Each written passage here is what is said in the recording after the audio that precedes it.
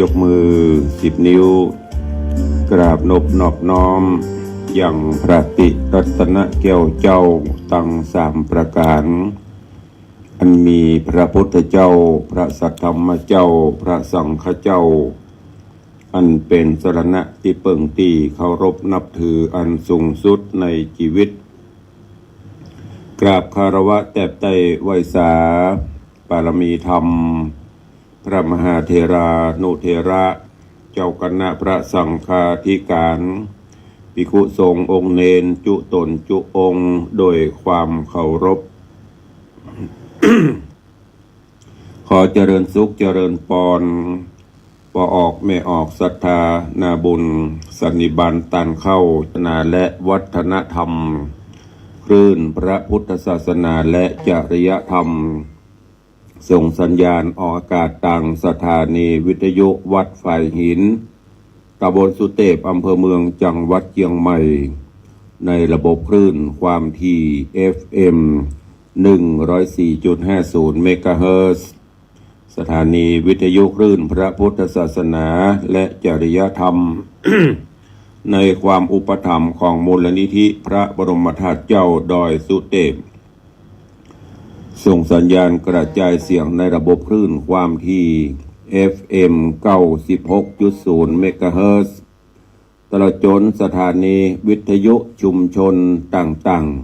ๆไม่ว่าจะเป็นสถานีวิทยุต่างเชียงไฮ้สถานีวิทยุ จากดอยหม่อนจำปีแล้วก็หลายๆสถานีที่ต่างท่านผู้อำนวยการได้นำเป็นเทปก็ดีรายการสดๆก็ดีออกอากาศให้ญาติโยมทั้งหลายได้รับฟังกันอยู่ในเวลานี้พร้อมกันนี้ก็ยกมือ10 นิ้วกราบถวายการต้อนรับและเจริญพรต้อนรับครูบาอาจารย์พระสงฆ์องค์เด่นปออกไม่ออกศรัทธา FC แฟนรายการทุกรูปทุกท่านที่ได้เข้ามาติดตามเป็นกำลังใจติดตามรับฟังต่างหน้าจอ Facebook ไลฟ์ของวัดวังสิงห์คำก็ดี หน้าจอ Facebook ไลฟ์ของธรรมะภาคเหนือ Facebook ไลฟ์ของทีวีวัดฝ่ายหิน Facebook ไลฟ์ของ FC ญาติโยมที่ได้กดแชร์กดลิงก์กดไลค์รายการนี้ไปยังกลุ่มของเพื่อนๆทุกท่านรายการนี้ดำเนินโดยกล่าวกับผมอาตมาภาพพระครูวิสิทธิ์ศิลาภรณ์รองเจ้าคณะอำเภอเมืองเชียงใหม่เจ้าอาวาสวัดวังสิงห์คำตำบลประแดดอำเภอเมืองจังหวัดเชียงใหม่หรือตุลุงในวังได้นำรายการนี้มาพบปะกับทุกท่านตัวเองกราบขอบพระคุณเนอะพ่อแม่ครูบาอาจารย์พระสงฆ์องค์เนรและญาติโยมที่ได้ติดตามเป็นกำลังใจสดับรับฟังมาโดยตลอด ว่ากันวันนี้เป็นวันพระวันศีลวันธรรมสวรรค์วันมหาอุโบสถวันพระวันศีลใหญ่ศีลหลวงเดือน3ดับวันนี้ วันเวลาผ่านพ้นไปด้วยความรวดเร็วกลืนกินสรรพสิ่งสรรพสัตว์ไปวันนี้เป็นวันพระวันศีลเชิญชวนทุกท่านก่อนที่จะได้พบปะอุจจาได้ฟังน้ำฟังธรรมก็เชิญทุกท่านเนอะร่วมกันเข้าเฝ้าองค์พระภูมิพระภาคเจ้าไหว้พระนพธรรมแล้วก็สมาทานศีลพร้อมกันณโอกาสบัดนี้ อิมินาสการเรนะพุทธังอภิปูชยามะอิมินาสการเรนะธัมมังอภิปูชยามะอิมินาสการเรนะสังฆังอภิปูชยามะอรหังสัมมาสัมพุทโธภควาพุทธังภควันตังอภิวาเทมิสวากขาโตภควตาธัมโมธัมมังนัมสสามิ สุปฏิปันโนภะคะวะโตสาวกสังโฆสังฆังนะมามิหันทะมยังพุทธัสสะภะคะวะโตบุพพาคณมกาลังกะโรมะเสนะโมตัสสะภะคะวะโตอะระหะโตสัมมาสัมพุทธัสสะนะโมตัสสะภะคะวะโตอะระหะโตสัมมาสัมพุทธัสสะนะโมตัสสะภะคะวะโตอะระหะโตสัมมาสัมพุทธัสสะ อิติปิโสภะคะวะอะระหังสัมมาสัมพุทโธวิชาจารณะสัมปันโนสุขโตโลกวิทูอนุตตโรปุริสะธรรมสารถิสัทธาเตวะมนุสสานังพุทโธภควาติสวากขาโตภควตาธัมโมสันทิฏฐิโกอากาลิโกเอหิปัสสิโกโอปัญญิโกปัจจัสสังเวทิตโปวินยูหิติ สุปฏิปันโนภะคะวะโตสาวกสังโฆอุชุปฏิปันโนภะคะวะโตสาวกสังโฆญาญาปฏิปันโนภะคะวะโตสาวกสังโฆสามีจิปฏิปันโนภะคะวะโตสาวกสังโฆยะทิทางจัตตาริปุริสายุคานิอัฏฐาปุริสาปุคลาเอ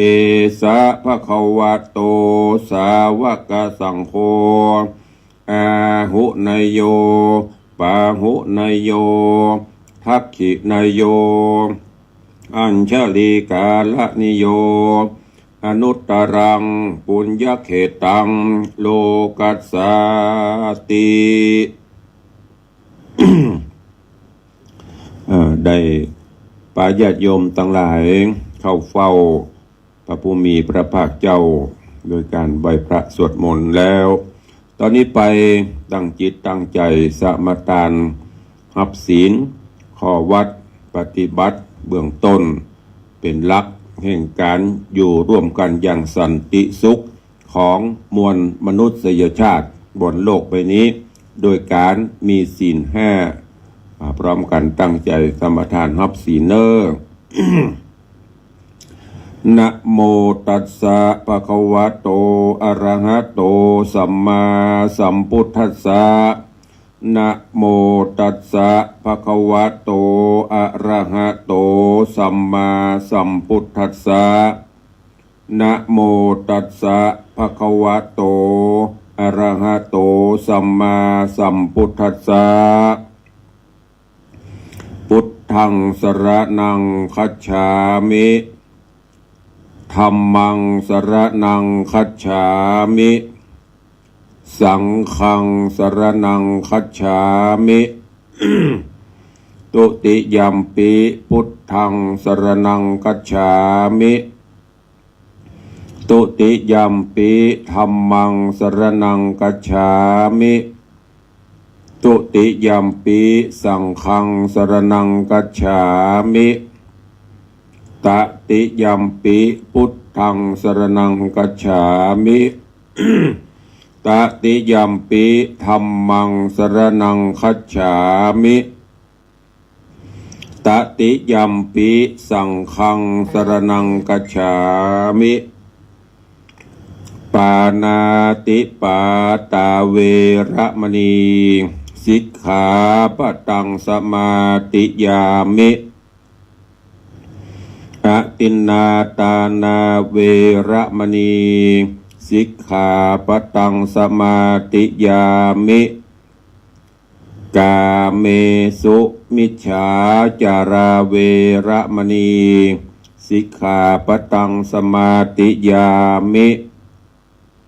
มุสาวาตาเวระมณี สิกขาปะตังสมาติยามิ สุราเมรยะมัชฌปมาตัฏฐานาเวระมณีสิกขาปะตังสมาติยามิอิมานิปัญจสิกขาปตานิสีเลนะสุขติงยันติสีเลนะโภคะสัมปตาสีเลนะนิพุติงยันติตัสมาสีลังวิโสทะเย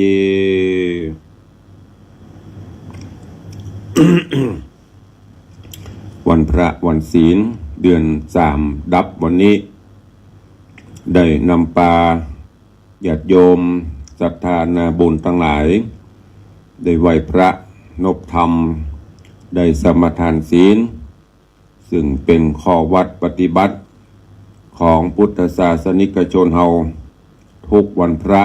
ทุกวันศีลหรือ7 วันไหนเฮาก็ได้ร่วมกันประพฤติวัดปฏิบัติธรรมกันอย่างเข้มงวดเฮียวันหนึ่งอย่างที่ได้บอกไปเอานุ่งเสื้อนุ่งผ้าทะลงเสื้อผ้าอาภรณ์บะซักบะสีมันก็มีกลิ่นเหม็นกลิ่นสาบสางมีธุลีฝุ่นต่างๆเกาะติดจิตใจคนเฮาก็เช่นเดียวกัน7 วันหรือว่าในรอบอาทิตย์รอบสัปดาห์ที่ผ่านมานั่นก็มีสปะมีตึงดีมีตึงให้มีตึงดีใจเสียใจโศกเศร้าโศกาอะไรความคิดต่างๆมันเข้ามาในจิตในใจเฮาถ้าเป็นส่วนดีก็คือเก็บรักษาไว้แล้วก็เพิ่มเติมเสริมดีเข้าไปเรื่อยๆอันไหนดีมันบ่ดีก็พยายามจำละสะสางล้างส่วยขจัดออกไปด้วยการมีศีลมีธรรมน้อมนำเอาหลักศีลหลักธรรมมาประพฤติปฏิบัติกันดังนั้นวันนี้ ก็ขอเชิญชวนทุกท่านประพฤติวัดปฏิบัติธรรมเข้มกว่าวันปกติกันหน่อยเนอะอย่างที่ตุลุงได้รณรงค์ตุลุงได้เคยบอกเคยจ๋าถ้าเปลี่ยนไปได้ในวันพระวันศีลวันธรรมสวรรณะบอกว่าจะเป็นวันพระวันศีล8 ค่ำ14 ค่ำ15 ค่ำก็ดีถ้าเป็นไปได้ก็รณรงค์เชิญชวนพุทธศาสนิกชนทุกท่านได้นุ่งขาวห่มขาวตลอดวันเพื่ออย่างส่วนหนึ่งก็เป็นการเอกลักษณ์ของชาวพุทธเฮาถ้าเขาร่วมแรงร่วมใจกันทั่วผืนปัทภีไทยเขานี่ก็จะปฏิบัติกับเขาเพื่อเปิดเกิดโอ้วันนี้วันพระวันศีลเหมือนดังเขาหันตัวเจ้าปนโกนหัวน่ะวันเดือนเพ็ญวันสำคัญเปิดก็จะโกนหัว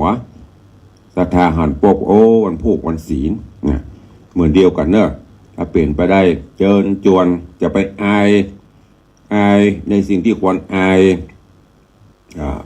ไปเล่นไปยังเปิ่นกาไปผิดศีลผิดธรรมกาตอนนั้นแหละควรอายตั้งกายอายตึงใจแต่นี่เฮาประพฤติปฏิบัติไปนุ่งขาวห่มขาวลูกเล็กเด็กแดงในบ้านในจองเฮาใส่ขาวกันหมด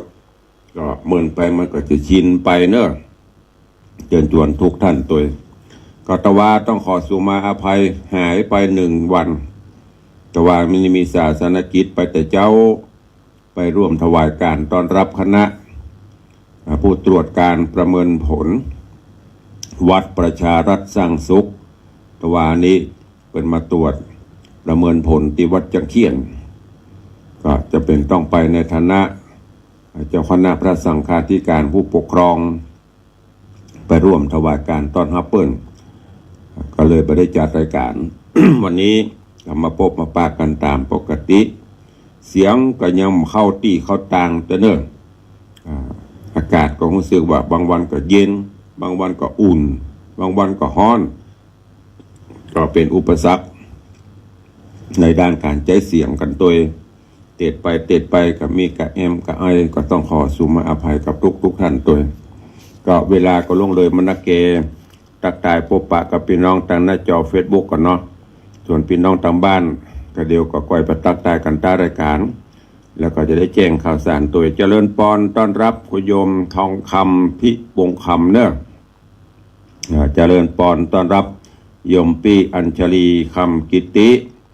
เจริญปอนต้อนรับคุณโยมสลินทิพย์บุญเลิศเจริญปอนต้อนรับ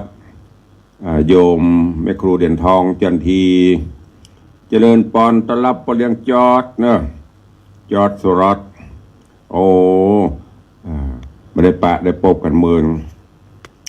ได้ไปทัศนศึกษาตัวกันหลังจากที่ไปล่าสุดนะไปยุโรปก็หันเป็นจัดทัวร์อยู่ที่ไหนม่วนเอิญมาทางตุลุงเพราะเนอะจะได้ไปพักไปผ่อนไปทัศนศึกษาดูงานตัวเองก็ขอบคุณนะวันนี้ลมเพลมพัดอย่างพอเนาะก็มาพบมาปะกันทางหน้าจอตัวเองเจริญปอนจอดเนอะขอให้ธุรกิจเจริญการกรุงรุ่งเรืองรวยตลอดไปเจริญปอนต้อนรับคุณโยมเกี่ยวรอดสการเจริญปอนต้อนรับน้าน้องคนเดิมเจริญปอนต้อนรับโยมวิไลใจแก้วเจริญปอนต้อนรับโยมพินันอินสมเตปินพินันอินสมเจ็ดสีโยมจันสายแปลงหลวง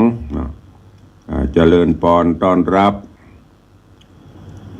โยมชนจันทร์สอนคำเนอะที่เข้ามาตอนนี้ทางหน้าจอเจริญปอนต้อนรับปเลี้ยงยุทธนา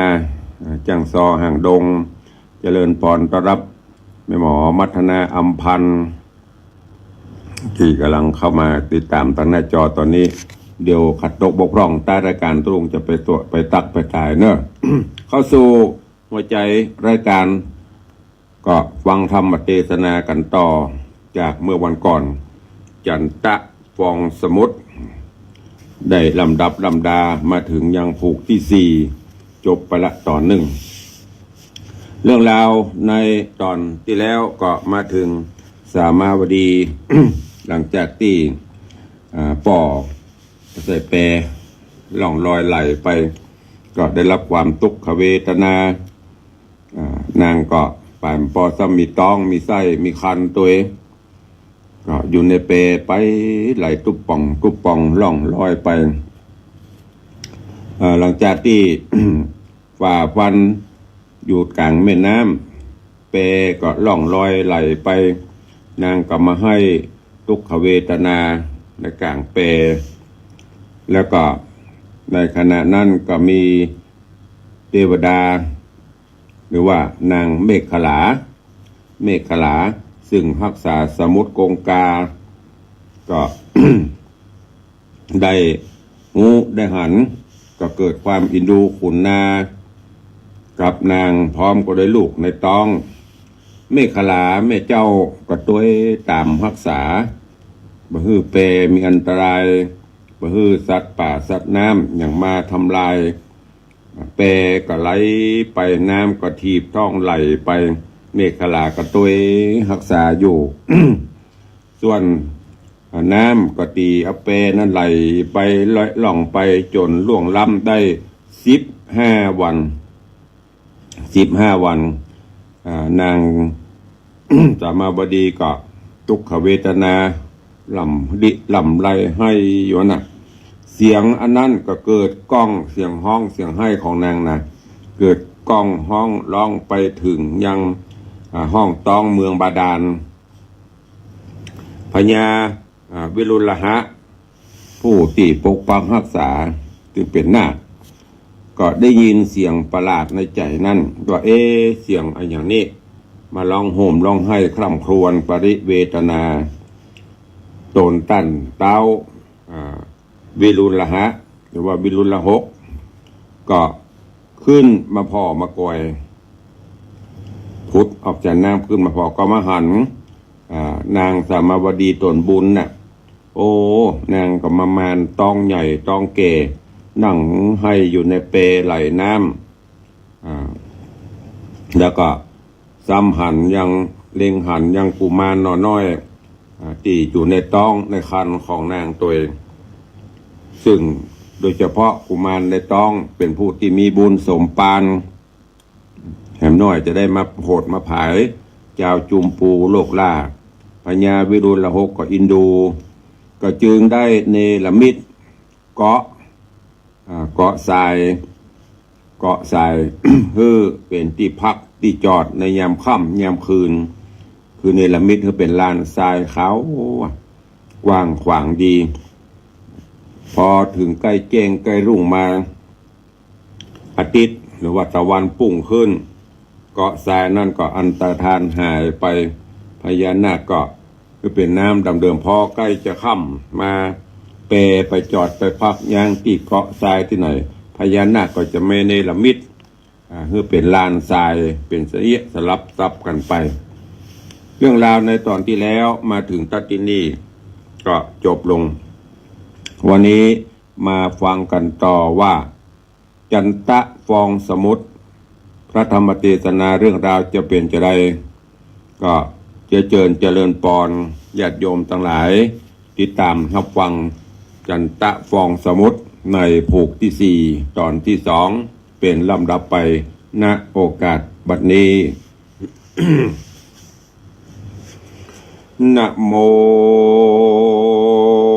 ตัสสะภะคะวะโตอะระหะโตสัมมาสัมพุทธัสสะ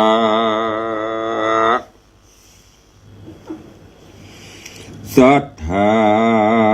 สัพพัญโยพระพุทธเจ้าจากเล่ามนต์เก่าปังหลังอันได้กระทำมาแต่ก่อนจริงกล่าวเป็นคาถา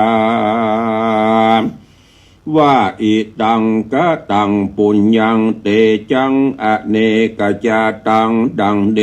ภิกขเวดุราภิกขุตังหลาย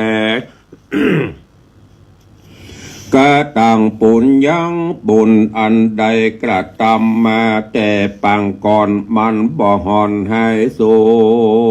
ญตกปังหล่นเมื่อซ้อยก็ยอมได้สาเวยบ่มีเลยบุญจักสุนเป่าเป็นดังเจ้านาดน้อยอยู่ในคันแม่ต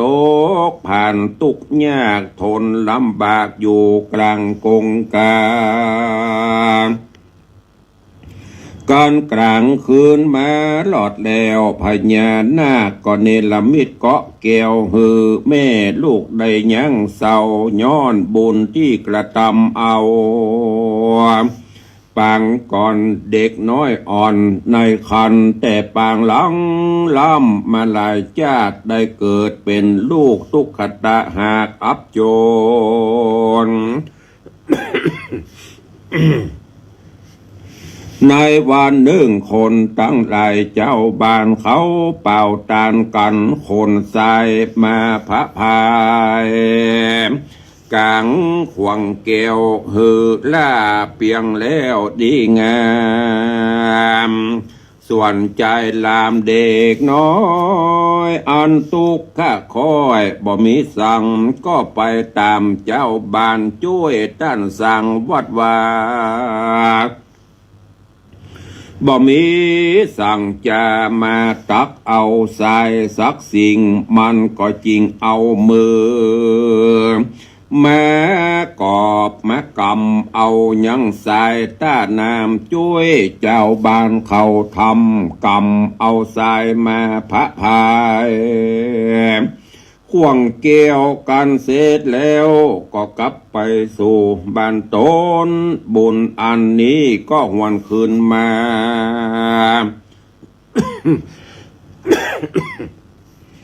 ปีควายกำลังเป็นอ่อนน้อยอยู่ในคันบุญติดพันบ่แล้วฮือพญานาคแก้วเนรมิตเกาะใส่เกวว่าเศร้านอนสาปุริสาตั้งหลา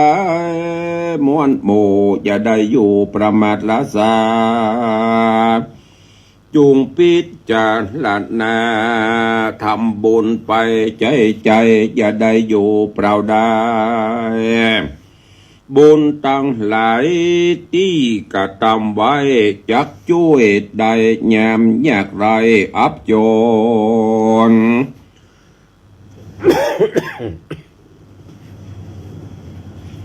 บุญจักโดนช่วยกรรมเฮือล่วงล้ำภัยมันอย่าได้หานจูจีว่าบุญนี้บ่มีว่าเฮาได้กระทำความดีมาแต่น้อยจนเท่าแก่ซอย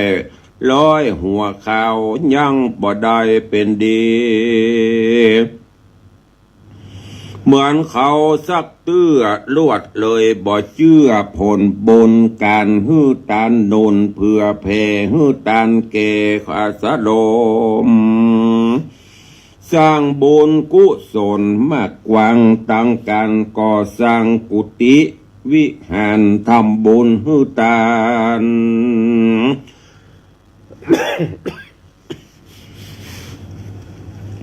ทำบุญฮื้อตานกูอย่างศีลทำบ่ห่างเสียตนตานมาบอกบุญกุศลก็หอมไปพร้อมไข่ตานมาตั้งแต่น้อยถึงใหญ่ก็ยังบ่หันพ้นยังมาทุกข์จนลำบากเลยเข้าใจว่าบุญนั้นหากบ่มีศีลเจียงจี5 เซนบ่ได้หลีกเว้นนี่ไกลวันศีลใดน้อยใหญ่ก็เอาใจไฟภาวนาบ่หันสุราเกิดมีสักเตื้อลวดใกล้เบื่อใจจางก็อดเลยสวะวางเป่าจอยใจ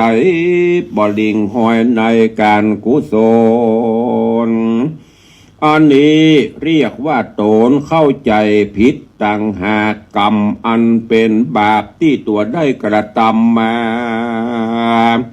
ในคราวคราชาติก่อนมันบ่หอนสูญหายบุญทั้งหลายที่หาเอาได้สร้างก็บ่เหินแห่งเสียโตนจักฮือผลแตนตีแน่อันบ่แน่อันบีให้ก็ลักใดไข้หัวความมืดมัวโศกเศร้าก็จักหนีเล่าให้สูญมีแต่ผลบุญปกหุ่มเพื่อได้สุขเมสุขบ่มสบายใจเหมือนดังนางสลีนาไทยจันตะได้หักษาศีลมาอยู่ในปราสาทหอใจอาถาในกาดละนั้นเรายังมีท่านเจ้าจีไพรทะลงศีลสายวิเศษมีอาสะลมบทอยู่ไกลเขตน้ำกงกาชื่อว่าวิสุทธะฤาษีหักษาศีลดีบ่ขาดมีฤทธิ์อาจเวทมนต์มาผ่าพระโจรยักกราบ่มีภัยจักขาหือตายโตนจี้ไพรป่าไม้ก้อยสอสายหาหัวมันมาเป็นอาหารต่างเขาตุกค่ำเจ้าวันยามจุดตามไฟไว้กราบอภิวาทปูจาทะลงพระญาญาณกระเกตย่อมผ่าแป้ภัยมันยักใจหานผาบาปกราก็มากมนาขาบบันตาบ่มีภัยจักมาภาพสู่เพราะต้านหูเวทมนต์ฝุ่งภัยโซนลายลาเขาก็หากบ่มาเบียนควีเพราะต้านมีไมตรีแผ่กว้างเสือสิงแลดจ้างบ่อาจอ้างมากรายภัยบ่เบียดเบียนภัยฮืดตุกฮอนมีความสุขย้อนเจ้าจีพรายฝูงสัตว์อันอยู่ไกลและไกลเขาย่อมได้รับเมตตาธรรม การเถิงเดือนสี่เป่งมาหอดอันนางเกี้ยวยอดจันทสมาไหลกงกาหยะย่องดาจักมารอดห้องหรือสีคืนนั้นเจ้าเจียงจีอยู่ในหอห้องปฏิต้องศาลา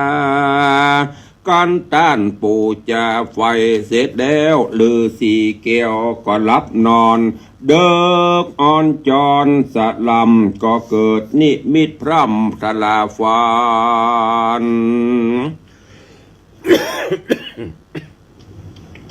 ว่ายังมีนกหัดสดีลิงตัว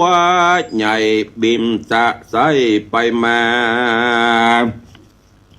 กาบเอาแก้วประพางามวิลาศใสวาดเหลือตาเข้ามาในศาลาตอดไว้ในที่ไกลตัวตนจีไพรโซนสะดุ้งตื่นก็มีใจชื่นยินดีแล้วพระฤาษีตนวิเศษก็พิจารณาโดยเหตุกรรมฝันก็มียานหันเพ่งป้อยอันวาดนาอันเจ้านาดน้อยในคันมีสมปันกระเกอันพงอยู่ต้องแม่มันดาจักได้มาจุจอดจักไหลมาฮอดวันนี้บอกไกลเอกลาการว่าสายสุริยาขึ้นจากขอบฟ้าหรือสีเข้าป่าหาหัวมันเพื่อเอาจันตังเขาเป็นดังตึงวันเล่าหนลาง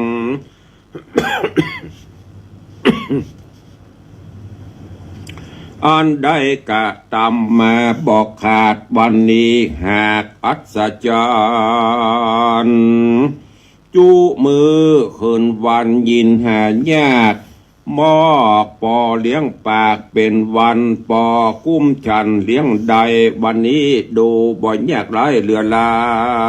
ยไม้ต้นใดบ่เคยมีลูกก็หันทวนถูกเลือตามีลูกดอกนะ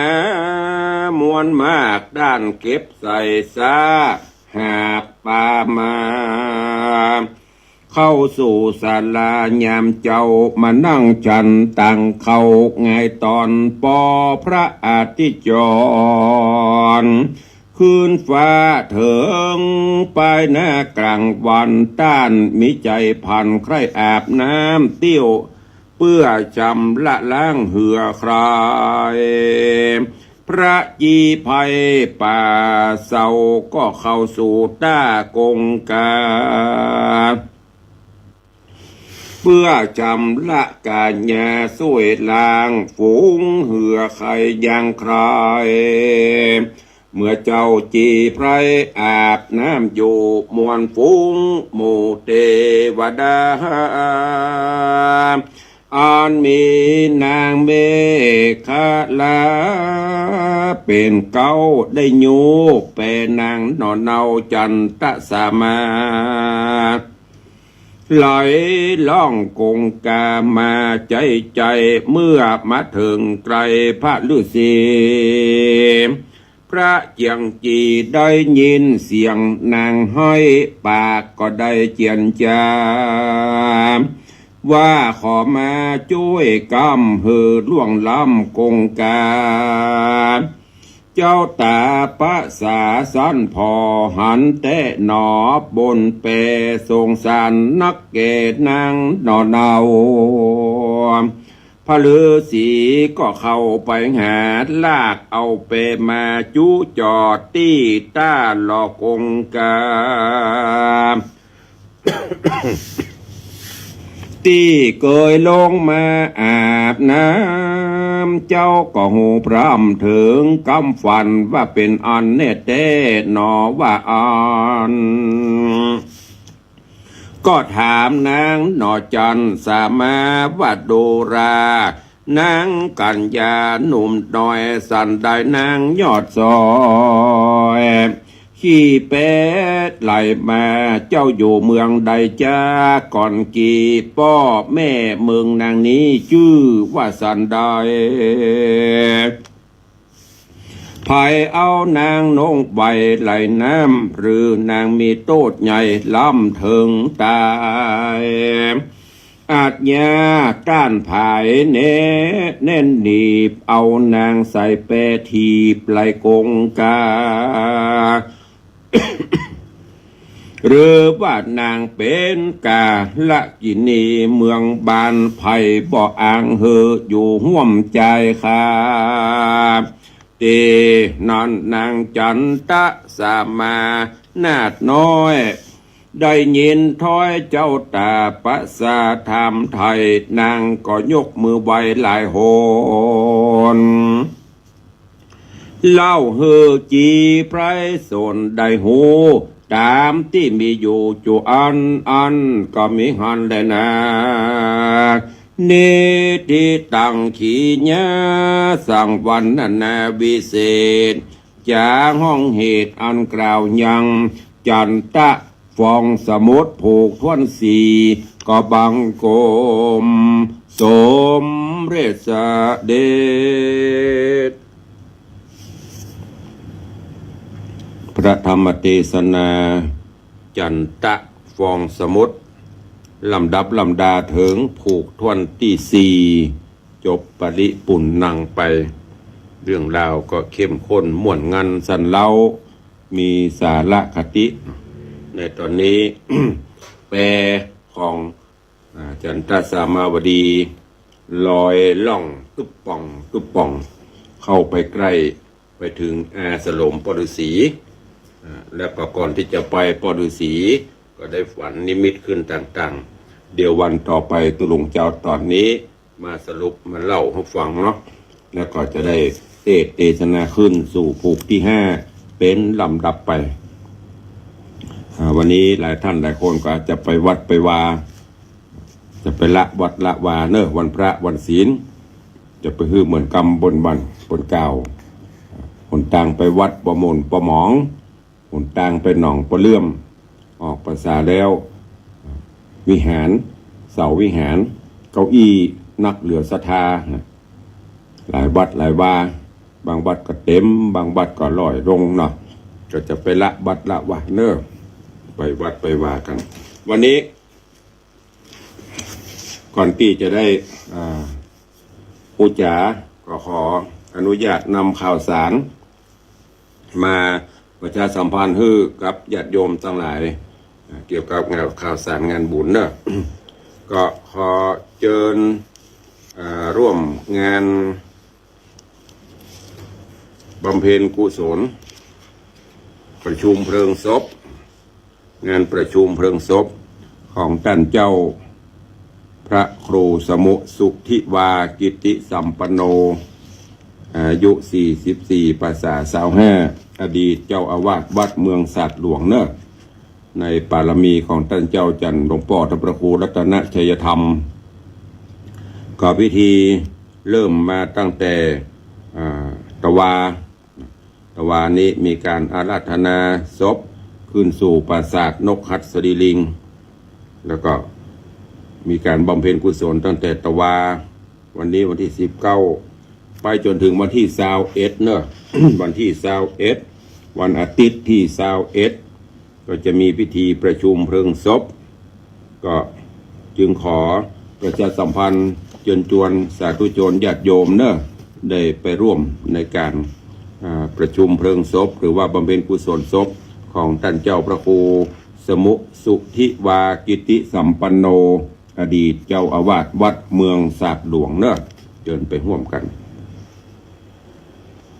นอกจากนั้นก็เจริญพรเรียนเชิญเนอะงานพิธีสมโภชพระพุทธศักดิ์สิทธิ์พระประธานในวิหารลายคำสมโภชวัดอายุวัดได้724 ปีที่วัดยางกวงตำบลหายาอำเภอเมืองจังหวัดเชียงใหม่ทำบุญอายุของท่านพระครูปลัดทีนวัตร ยานะสิทธิวาทีตัวเนอะในวันที่7ที่8 2 วัน7 8 9 3 วันตัวกันเนอะที่วัดยังกวงเชิญทุกท่านได้ไปร่วมบุญกุศลด้วยกัน ขอเชิญร่วมงานพิธีสมโภชตราตั้งพัดยศพระไตรตราตั้งเจ้าคณะตำบลหัวมุงตราตั้งพระอุปชาแล้วก็ทำบุญอายุ40 ปีท่านพระครูวิมลภูริพัฒน์ด็อกเตอร์ที่วัดประเดือตำบลหัวมุงอำเภอสระปีจังหวัดเชียงใหม่เนี่ยในวันที่16 มกราที่จะถึงนี้ก็เชิญชวนทุกท่านไปร่วมโดยที่ทุกท่านรู้จักกันในนามพระครูประหลัดนิพนธ์ที่เป็นดำเนินรายการวิทยุโดยก็เชิญชวนได้ไปร่วมกันเนอะที่วัดป่าเดือตำบลหัวมุงอำเภอสระปี ขอเชิญร่วมงานทำบุญอายุวัฒนมงคลและก็ฉลองวัดใหม่ที่วัดเทพนิมิตรแม่ขาน้อยตำบลประแดดอำเภอเมืองจังหวัดเชียงใหม่เนอะวันที่9ก็จะมีการแห่กาตั้งเจ้าอาวาสรูปแรกของวัดก็คือท่านเจ้าพระครูธรรมธรบพิตรทิตะโสพโนแล้วก็วันที่11ก็จะมีพิธีสืบชะตาทำบุญสมโภชวัดตัวเชิญชวนทุกท่านได้ไปร่วมกันเนอะเชิญร่วมงานพระราชทานเพลิงศพ พระเดชพระคุณหลวงพ่อท่านเจ้าคุณพระพุทธบาทพิทักษ์อดีตรองเจ้าคณะจังหวัดลำพูนที่วัดพระพุทธบาทตากผ้าอำเภอป่าซางจังหวัดลำพูนเนอะเพิ่นจะมีพิธีพระราชทานเพลิงศพในวันที่25 มกราคมก็เชิญทุกท่านได้ไปร่วมในการนี้โดยพร้อมกันเชิญร่วมงานพระราชทานเพลิงศพ ท่านเจ้าพระครูโอภาสปัญญาพิมลอดีตเจ้าวาดวัดอรุณโชติการามหิมอ่อนเนอะเป็นนิมนต์ตุลงประเทศคืนวันที่13 มกราก็จะได้ไปร่วมกันแล้วก็ส่วนงานพระราชทานเพลิงศพก็คงจะมีประมาณวันที่14-15ไปร่วมกันเนอะแล้วก็ที่วัดปราสาทตำบลศรีภูมิอำเภอเมืองเชียงใหม่ก็จะมีพิธีพระราชทานเพลิงศพท่านเจ้าหลวงพ่อพระครูธีรธรรมประกาศหรือว่าท่านจันนิพนธ์ธรรมธีโรอดีตเจ้าอาวาสวัดปราสาทเนอะในวันที่11 มกราคมเช่นเดียวกันเชิญชวนทุกท่านไปร่วมงานในการนี้โดยพร้อมเพียงกันเนอะ นี่ข่าวผลฝากประชาสัมพันธ์มาก็ข่าวอื่นๆก็จะค่อยๆทยอยประกาศไปก็ขอบคุณกับญาติโยมสถานบุญเนอะที่ร่วมโมทนาบุญกับทางวัดวังสิงห์คำ ดังที่ตุลุงได้บอกไปตอนนี้ทางวัดก็ดำเนินการก่อสร้างกุฏิส่งโฮงหลวงเสร็จไปก็ประมาณ 70%ก็กำลังดำเนินการไปเรื่อยๆจวนเนอะในโอกาสวันเกิดในโอกาสวันแต่งงานโอกาสทำบุญ100 วัน50 วันหรืองานต่างๆของท่านอยากจะมีส่วนร่วมในการฝากบุญไว้ในพระพุทธศาสนาก็เจริญปอนเจิญเนอะได้มาร่วมสร้างตานะปารมีธรรมโดยการร่วมกันเป็นเจ้าภาพบริจาคจตุปัจจัยตามกำลังจิตเจตนาศรัทธาสร้างกุฏิส่งโฮงหลวงหลังนี้เสร็จสิ้นไปด้วยดี ก็ขอบคุณอนุโมทนาบุญตัวเองอย่างที่ได้บอกไปวันก่อนขอบคุณกับโยมปอเลี้ยงทองใบเปรมประชาโยมปอก็ได้ร่วมบริจาคมาในการแปลงนาคตันหรือกำยันหรือคันโทยกำไทยห้องคันโทยค้างเป็นรอรับเจ้าภาพแถม11 ตัวเนอะแถม11 ตัวจำนวนทั้งหมด28 ตัวล่าสุดก็มีท่านเจ้าสมณสทาท่านพระครูธีระสุตพจน์อาจารย์พระมหาสง่าเจ้าอาวาสวัดผาลาดเจ้าคณะตำบลสุเทพก็เป็นเจ้าภาพมา2 ตัวละ 7,500 บาท 7,500เป็นไม้สักแกะสลักแล้วก็จะลึกรูปตัวเปิ้งปีเกิดข ของเจ้ามูลสถานติดไว้เป็นอนุสรณ์ตัวใครจะร่วมเป็นเจ้าภาพก็เจริญปอนเนอะหรือจะเป็นเจ้าภาพประตูหน้าต่างอย่างก็ได้ ซึ่งตอนนี้ก็ช่างกำลังเร่งเพื่อว่าจะให้ตันทำบุญก็ตุลุงได้กึดไว้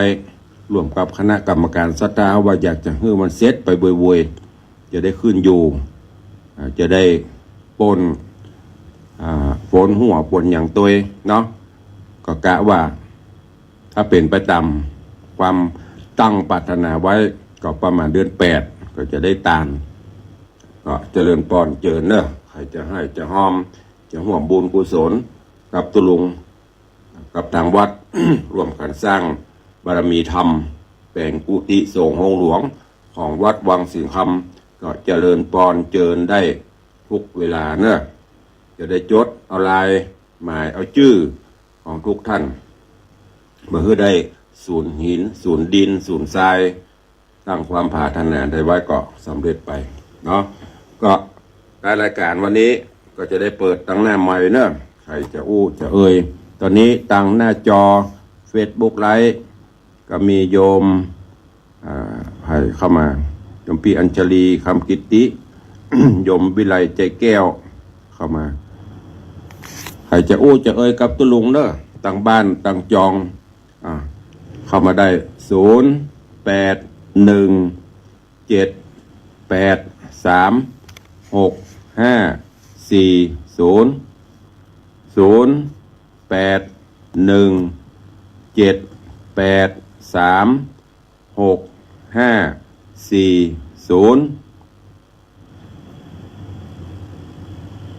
ใครจะอู้ตัวตุลุงก็เข้ามาเนอะ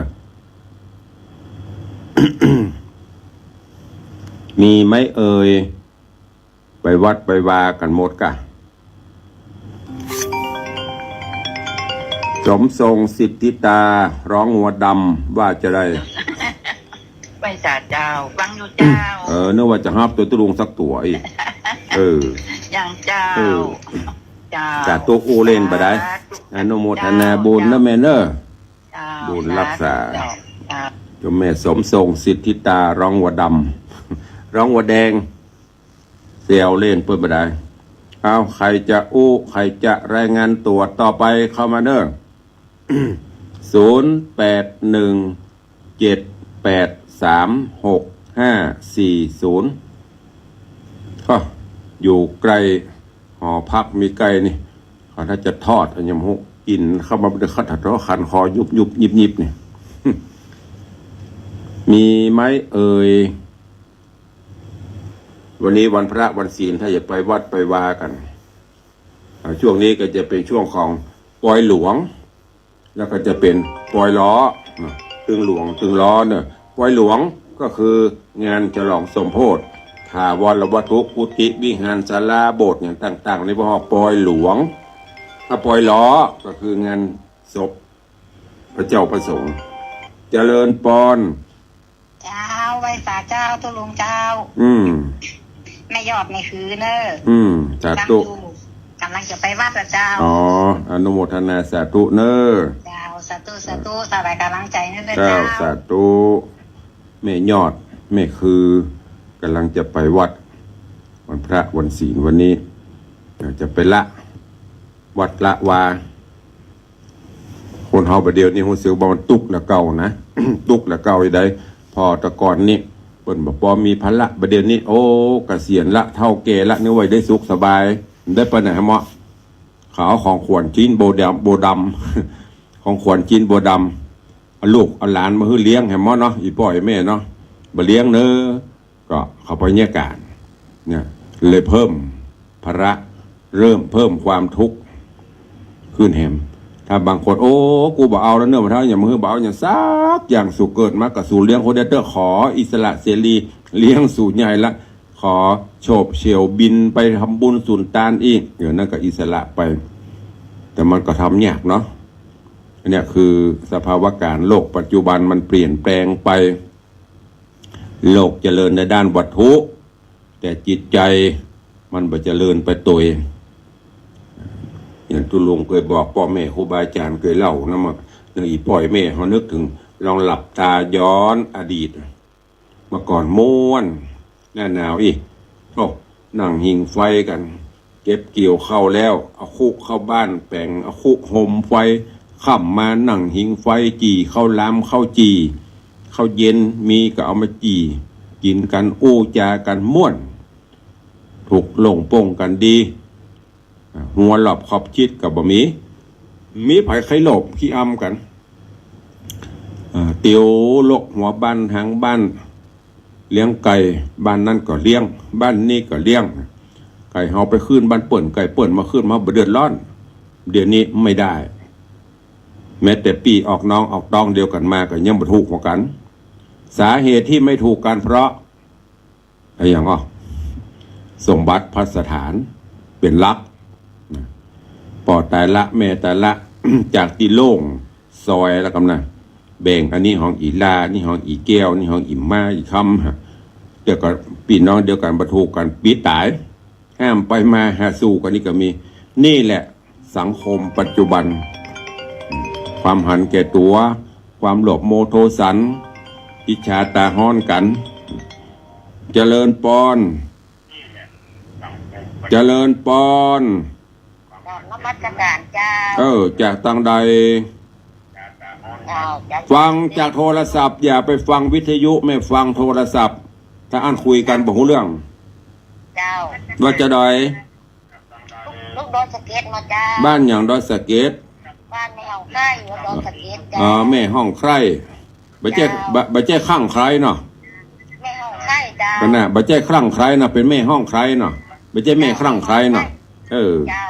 สาธุใกล้ๆสูงจุด3แม่ห้องไข่ละเจ้าสาธุอนุโมทนาเนอสัญญาณชัดดีเนาะการนมัสการนะเจ้าสาธุมันสื่อสารกันมันปนฟังจากวิทยุเนาะตุลงอู้ตาโทรศัพท์มาได้เยือกอยากถ้าลืมกันหมดเวลาถ้าโทรศัพท์ให้ฟังจากโทรศัพท์จะไปฟังจากวิทยุเนอะงั้นก็คุยกันบ่ฮู้เรื่องพวกมาถึงตะกี้เนาะจิตใจคนเฮาบ่เดียวนี่ปีกันน้องกันบัดถูกบัดหลงกันไปเหียไปเอาสมบัติพัสถานเอาสิ่งเหล่านี้มาเป็นลัก มันก็เลยโลกมันก็เปลี่ยนแปลงไปในด้านจิตใจธรรมะธรรมโมก็บ่ค่อยมีเมื่อก่อนนี่โทรศัพท์ก็บ่มีอินเทอร์เน็ตก็บ่มีไลน์มีเฟซม่วนมันต้องรับรู้อย่างประเด็นนี้พอเข้าไปบางครั้งแจ้งมันนั่งพอเฟซพอไลน์เครียดบางเทื่อก็สวัสดีวันพุธสวัสดีวันศุกร์สวัสดีวันเสาร์ทางไลน์ไปถ้าเปิดบัตรตอบมันก็เครียดมันไปตายที่ไหนอ่ะกูส่งไปมันยังบัตรตอบนี่เห็นมั้ยเพื่อเปิดไม่ใช่มีเวลาได้มาพอหรอกตอบบัตรตอบก็แจ้งเขาเตอะอันเนี้ยจิตใจเฮาที่สำคัญก็คืออย่าละอย่าเลยพระพุทธพระธรรมพระสงฆ์รัตนเกี้ยวเจ้า3ประการเนี้ยเอาเป็นที่ปึ้งอย่างอื่นนั่นมันเป็นลวงไปอยู่ถ้าเฮามีพระพุทธพระธรรมพระสงฆ์เป็นสรณะที่ปึ้งจำศีลกินทานฮือทานรักษาศีลเจริญเมตตาภาวนาไปรู้จักแยกแยะผิดชอบชั่วดีรู้ตัวดีดูตัวออกบอกตัวได้ใช้ตัวเป็นชีวิตจะมีความสุขจะไปเอาเรื่องของเปิ้นมาใส่อ่องแล้วยิ่งประเด็นนี้กระแสยังน้อยก็เป็นกระแสติฉินนินตาและที่สำคัญก็คือจะไปเอามาอู้บนหน้าจอเฟซลงด่ากันบนเฟซบุ๊กเปิ้นคนอื่นเปิ้นก็ไม่ใช่หูกับเฮามีอะไรถามกันจริงๆอู้กันจริงๆฮะอันนี้ฝากไว้กับทุกท่านเนอะวันนี้เวลาหมดเวลาเลยเวลามาละขอนำรายการจากทุกท่านไปก่อนปะกันใหม่ในวันต่อไปเนอะขอความสุขสวัสดีจุงบังเกิดมีกับทุกท่านเนอะอยู่ดีมีสุขเหมือนกันจุตนจุองค์จุผู้จุคนเนอะจัตตารโอธรรมาวัฏันติอายุวันโนสุขังปะลา